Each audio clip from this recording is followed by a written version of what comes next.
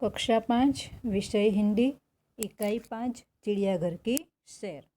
हमने अगले वीडियो में चिड़ियाघर की सैर इकाई के बारे में चर्चा की थी और उनके अभ्यास के प्रश्नों के बारे में भी चर्चा की थी। इस वीडियो में हम स्वाध्याय के प्रश्नों की चर्चा करेंगे। सबसे पहला सवाल है, चिड़ियाघर की सैर करने के लिए कौन आए थे? तो बच्चों, आप सबको इसका जवाब मालूम है ना? सबको आना ही चाहिए। बधाने आवड़े छे ने? खूब सहेलो सवाल छे। चिड़ियाघर की सैर करने के लिए गीता और उसके दादाजी आए थे। कौन आया था? गीता और उसके दादाजी आए थे। बंदर को लोग क्या खिला रहे थे? तो बंदर को लोग क्या खिला रहे थे?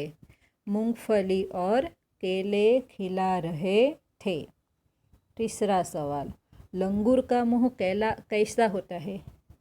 लंगूर का मुंह कैसा होता है? काला होता है। तालाब में क्या था? तालाब में रंग बिरंगी मछलियाँ थी। गीता ने किसे पत्थर बताया? तो गीता ने कछुए को पत्थर बताया। कछुए का रक्षक क्या है? तो कछुए का रक्षक उसका आवरण है। आवरण है। विदेशी पक्षी का नाम क्या था? तो विदेशी पक्षी का नाम क्या है? काटुआ। सबसे बड़े पक्षी का नाम शुतुरमुर्ग। खूब ज सहेला सवालना जवाब छे, बधाए लखवाना छे सवालना जवाब। अब आगे देखते हैं। उदाहरण के अनुसार रेखांकित शब्दों की जगह उचित शब्द रखकर वाक्य पूरा कीजिए। हवे आपने एक उदाहरण आप्युं छे, ए उदाहरण प्रमाणे आपणे बाकीना वाक्य बनावाना छे। तो अहींया जुओ तो पेड़ पर बंदर लटक रहा है अने पेड़ पर बंदरिया लटक रही है एटले शुं थयुं? खबर पड़ी गई? स्त्रीलिंग पुल्लिंग लिंग परिवर्तन करीने वाक्य लखवानुं छे। जो पुल्लिंग आप्युं होय तो स्त्रीलिंग लखवानुं अने स्त्रीलिंग आप्युं होय तो पुल्लिंग लखवानुं। तो पहलुं छे, तालाब में हाथी नहा रहा है। तो क्या आएगा? तालाब में हाथीनी नहा रही है। रेगिस्तान में ऊंट दौड़ रहा है। तो क्या आएगा? रेगिस्तान में ऊंटनी दौड़ रही है। हाथी की जगह क्या आएगा? हाथनी। ऊंट की जगह क्या आएगा? ऊंटनी। जंगल में मोरनी नाच रही है। मोरनी स्त्रीलिंग है तो क्या आएगा? जंगल में मोर नाच रहा है। पिंजरे में शेर दहाड़ रहा है। तो शेर ए पुल्लिंग छे एटले शुं आवशे? तो पिंजरे में शेरनी दहाड़ रही है। आ पण खूब ज सहेलुं छे। चलो आगळ। नीचे दिए गए जंगल के दृश्य का वर्णन कीजिए। जो आपने अहीं एक जंगलनुं दृश्य आपेलुं छे, चित्र आपेलुं छे, चित्र जोईने एनुं वर्णन करवानुं छे। हवे आपणे पहेला ज पाठथी चित्रनुं वर्णन कर्युं, चौथा पाठमां पण चित्रनुं वर्णन छे, बराबर? एटले चित्रनुं वर्णन जोईने हवे तो आपणे समझ पड़ी ज गई छे के केवी रीते शुं करवानुं, बराबर ने? तो क्या लिखेंगे कि यह एक जंगल का दृश्य है। जंगल में कई सारे पेड़ दिखाई दे रहे हैं ना, पेड़ बड़े बड़े ये सारे पेड़ दिखाई दे रहे हैं। आसमान में उड़ती चिड़ियाँ भी दिखाई दे रही है। फिर यहाँ देखो पेड़ पर एक बंदर दिखाई दे रहा है ना, पेड़ पर एक बंदर बैठा हुआ दिखाई दे रहा है। जंगल में बीच में यहाँ पर ये क्या है? नदी। नदी बह रही है। नदी में बतख तैर रही है। नदी के एक किनारे यहाँ पर कुछ हिरन पानी पीने के लिए आए हैं। यहाँ पर एक जिराफ खड़ा है और शेर पत्थर के नीचे गुफा में यहाँ पर छिपकर बैठा है। ठीक है। फिर आगे नदी के इस किनारे हमें कौन दिखाई दे रहा है? तो हाथी दिखाई दे रहा है। और हमें कौन? हाथी दिखाई दे रहा है। और ये कौन है? खरगोश। घास खा रहा होगा हरी हरी, तो खरगोश भी है। यह जंगल का दृश्य बड़ा ही मनोहर है। आपने गमे ने? सुंदर दृश्य है।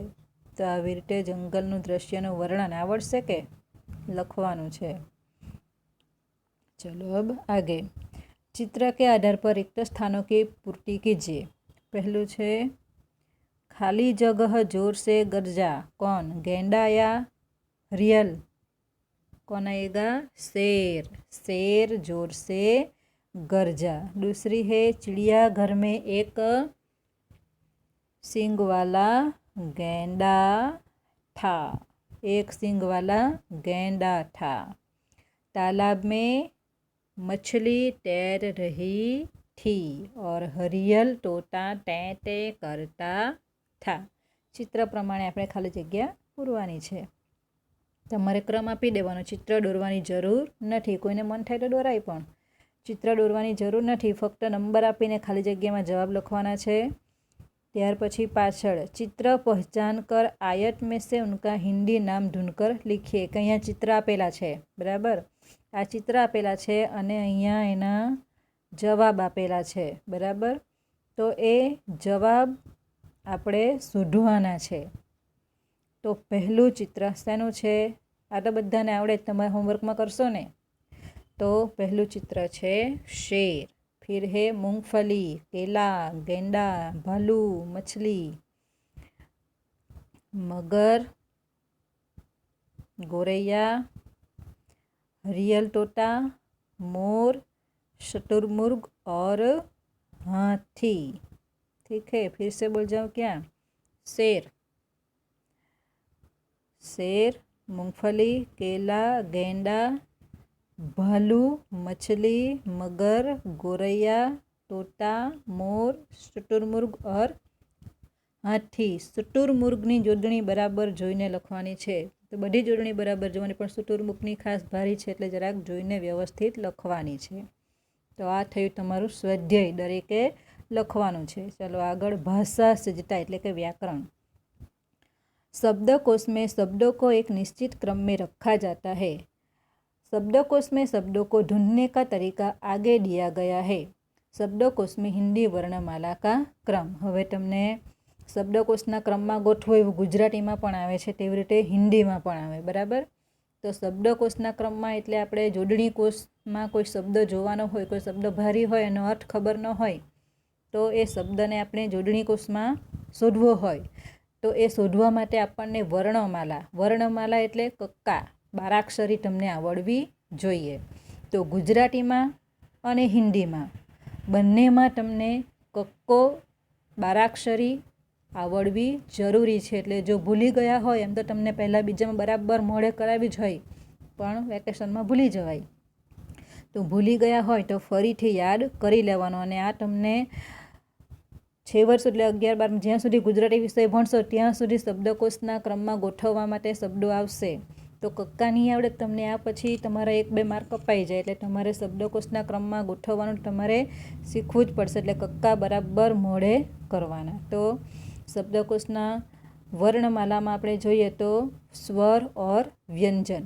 હવે સ્વર કયા કયા હોય તો અહીંયા આપ્યું છે અ, આ, ઈ, ઉ, ઊ, रू, ए, ओ, औ, बराबर? तो आ थया स्वर। स्वरना उच्चारण माटे आपणे बीजा कोई ध्वनिनो उपयोग करता नथी। ज्यारे बाकीना छे व्यंजन, जेने आपणे कक्कामां ओळखीए छीए। तो व्यंजन का क्रम देखते हैं। क, ख,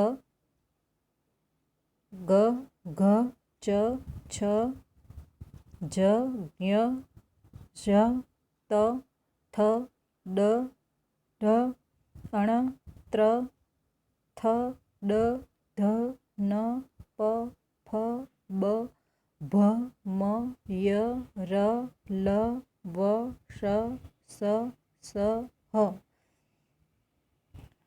तो આવી રીતે આ કક્કા તમારે મોઢે કરવાના છે। હવે कुछ खास बातें मानो। क वर्ण से शुरू होने वाले शब्द ढूंढना है कि भाई तमारे जोडणी कोश में क शब्द परथीना शब्दों शोधवाना होय तो एनो क्रम केवो होय। तो तमारे अहींया सौथी पहला अनुस्वार, तो कंगाल, कपूर, कारावास, किलकारी, कीर्ति, कुडाल, क्रूप, कृषि, केंद्र, केतकी, कैदी, कोरा, कौतुक, क्या, क्रम और क्षमा। हवे क्षमा शा माटे આવશે તો ક અને ક્ષ. તમે આપણે વર્ણમાલામાં આપણે આગળ પહેલાંમાં જોયું જોડાક્ષરમાં ક અને શ મળીને ક્ષ બને છે, બરાબર ને? એટલે ક વાળા શબ્દ પૂરા થાય, વર્ણ પૂરા થાય પછી ક્ષ વાળા શબ્દો પણ એની સાથે જ આવે છે.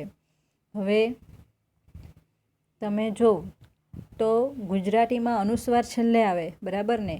પણ હિન્દી વર્ણમાલામાં આપણને તમે અહીંયા જોઈ શકો છો કે અનુસ્વાર પહેલાં આપ્યો છે ને? અનુસ્વાર પહેલાં આપ્યો છે ને પછી સાદો અ છે. એટલે પહેલાં અનુસ્વાર વાળા શબ્દ લખવાના અને પછી સાદા વર્ણવાળા શબ્દ લખવાના. યાદ રહેશે કે પહેલાં અનુસ્વાર અને પછી સાદો. એટલે પહેલાં ક પરથી કંગાલ અને પછી આવે કપૂર, બરાબર?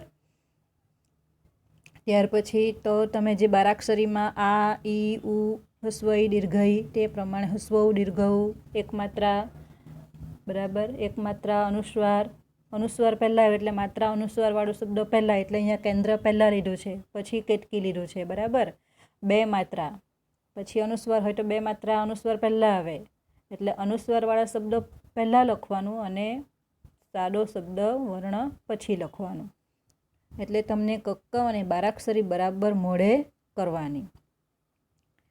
व्याकरण की दृष्टि से कोई शब्द संज्ञा सर्वनाम विशेषण क्रिया और आदि भेदों में से किस भेद का है? એટલે તમે ડિક્શનરી એટલે કે જોડણી કોષમાં તમારે કોઈ શબ્દ હોય તો તેમાં એટલી બધી જગ્યા ન હોય એટલે પૂરેપૂરું લખી શકે, તો ત્યાં પુલ્લિંગ માટે પુ, સ્ત્રીલિંગ માટે સ્ત્રી, ક્રિયા માટે ક્રી, ક્રિયા વિશેષણ માટે ક્રીવી, સંજ્ઞા માટે સંગ, સર્વનામ માટે સ, વિશેષણ માટે વી, અવ્યય માટે અ, ક્રિયા સકર્મક હોય તો ક્રિયાકર્મક અને અંગ્રેજી માટે અ. એટલે આ તમે અત્યારે તમને એવું લાગે કે ભાઈ આ શું હશે, પણ તમે મોટા થશો ત્યારે એનો ઉપયોગ તમને બરાબર ખ્યાલમાં આવશે કે ભાઈ જોડણી કોષમાં જે શબ્દ લખેલા હોય તો પુલ્લિંગ હોય તો પુ લખેલું હોય, આપણે સમજીને કે ભાઈ પુલ્લિંગ શબ્દ છે, સ્ત્રીલિંગ હોય તો સ્ત્રી લખેલું હોય, બરાબર? તો આ ડિક્શનરીમાં સમજવા માટેની બાબતો છે. હવે આગળ આપ્યું છે યોગ્યતા વિસ્તાર. હવે આ તમારે ચિત્ર દોરવાના નથી, પણ અહીંયા નંબર આપી દેવાના 1 2 3 4 5 અને એનું ગુજરાતી નામ અને હિન્દી નામ જે અહીંયા આપ્યા છે એ તમારે લખવાનું, બરાબર? 1 2 3 4 એવા નંબર આપી દેવાના અને તમારે એનું ગુજરાતી નામ અને હિન્દી નામ લખવાનું છે. એ થયું તમારું ગૃહ કાર્ય.